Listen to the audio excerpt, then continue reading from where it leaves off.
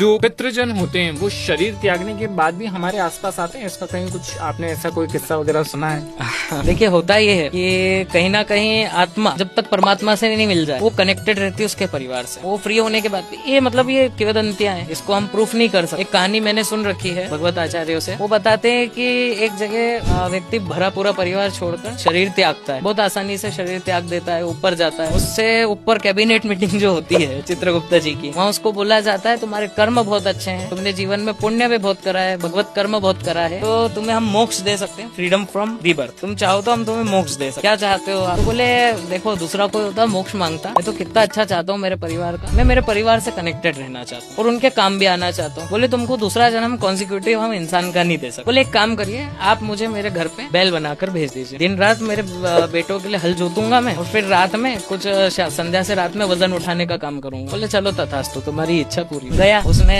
बहुत दिन रात काम करा अपने बेटों के लिए, बेटों ने उससे वजन भी बहुत टुकवाया, खाना एक समय दे रहे हैं और हल जोतते समय मार अलग रहे। वो इतना दुबला पतला हो गया वो बैल कि उसने शरीर त्याग दिया। फिर वापस ऊपर गई उसकी आत्मा। बोले अभी भी तुम्हारे पास चांस है मोक्ष प्राप्त करने का, चाहते हो कि नहीं? बोले अब एक जन्म थोड़ा सा बेकार हो गया, क्या करें? मेरे को नहीं पता था मेरी संतान ऐसी निकलेगी, मेरे को तो मेरे घर का रक्षक बना दीजिए। तो बोले वो कैसे? बोले मेरे घर के आसपास आप सांप के बिल में मुझे डाल दीजिए, मैं सांप बनकर जाना चाहता हूँ। 2 बेटियों की रक्षा करूंगा घर पे और घर वालों की रात में भी रक्षा कर पाऊंगा। कोई चोर हो रहा है तो उसको डस लूंगा, डाकू आया डस लूंगा। एक दिन घर से कुछ आवाजें आती, वो सांप बनकर रह रहा होता है, घर से आवाजें आती है, वो घर के अंदर जाता है। तो सब हंसी मजाक कर रहे थे और एकदम सांप को देखकर लोगों ने लाठी उठाई और उसको सांप को ही मार डाला। पिताजी फिर मर गया।